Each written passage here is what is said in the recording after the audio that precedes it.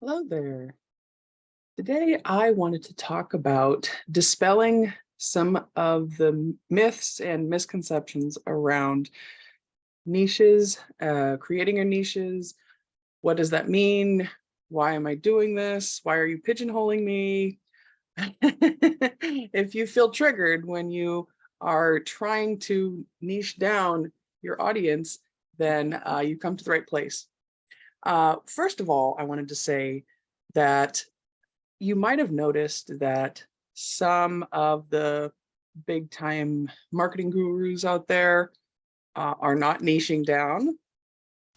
If you'll notice, people like Tony Robbins, Russell Brunson, um, Pete Vargas, Shanda Sumter, um, who else?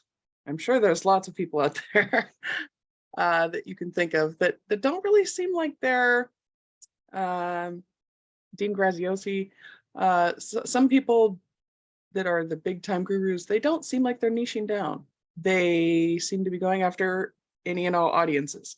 So you're looking at them doing that, and then they're telling you to niche down to one little tiny person, like plumbers in the Boston area, and nobody else can be your target market.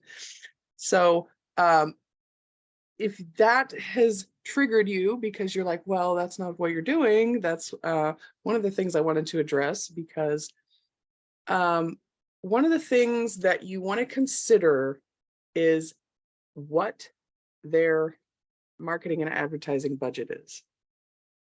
They're spending millions of dollars, okay? So one of the reasons why it's important to niche down, especially when you're starting out, and after you're growing your business, you can definitely expand your niche or add on additional niches. But when you're first starting out, the importance of picking a niche is that you um, you're focusing your marketing and advertising efforts on one specific area. That way you can nail down your messaging. You can actually reach that person. When you are marketing, you want your message to enter that conversation that's in their head. And the way you do that is by narrowing down your focus to just a very specific demographic, or you can call it your avatar. You can even say it's, you can name your avatar. You can say John is 33 years old. He's a white collar worker. He has a wife and 2 kids, and yada yada. You could just basically pinpoint it that much. Now, does that mean that if a 55-year-old woman from Seattle happens to come along and say, hey, I think that your service or business is perfect for me and what I'm trying to do you turn them away? No. In fact, that's another thing that I want to say is that you're just because you're niching down doesn't mean you're kicking out clients that you currently have. And I'll probably get a backlash from this, because some coaches out there say, if they're not your exact avatar, get rid of them. But the whole point of marketing and niching down and finding your target audience is so you can get a client. So you're basically shooting yourself in the foot if you are firing one of your clients just because they don't happen to fit into that niche. So I think that's another misconception that a lot of people have.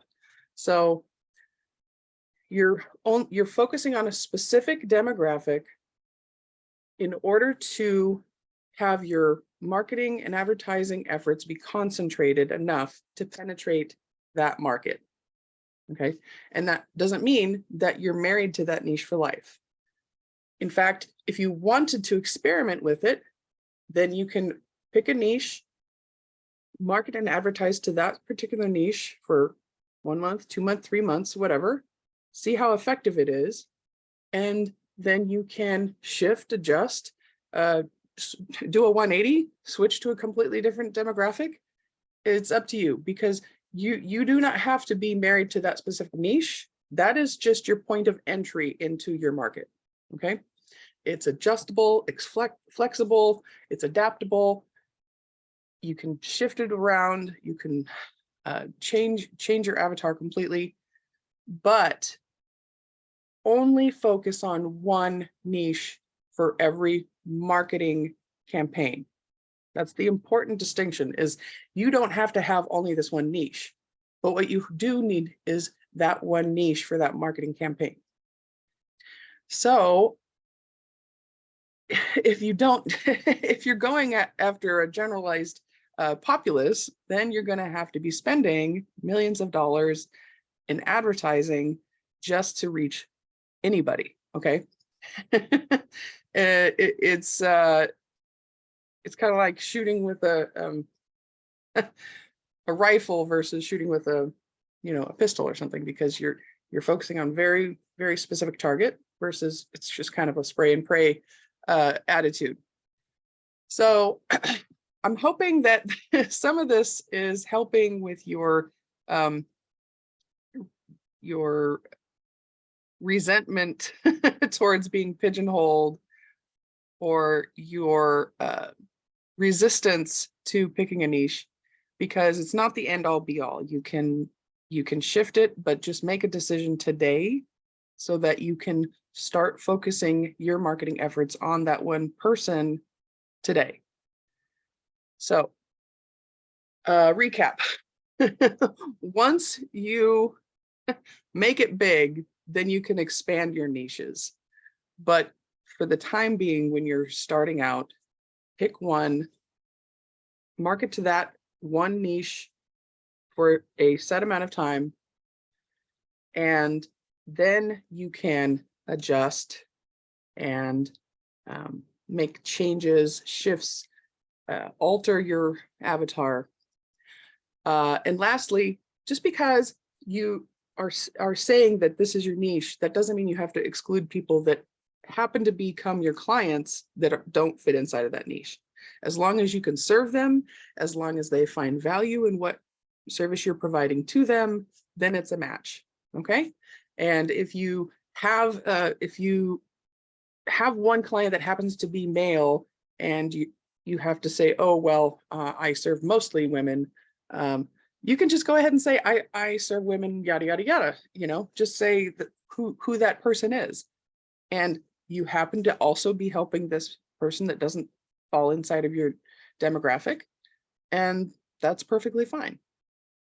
And once you saturate that particular niche, you're going to become the go-to expert, so that you can expand not only the people that you serve, but also the services that you're providing to them.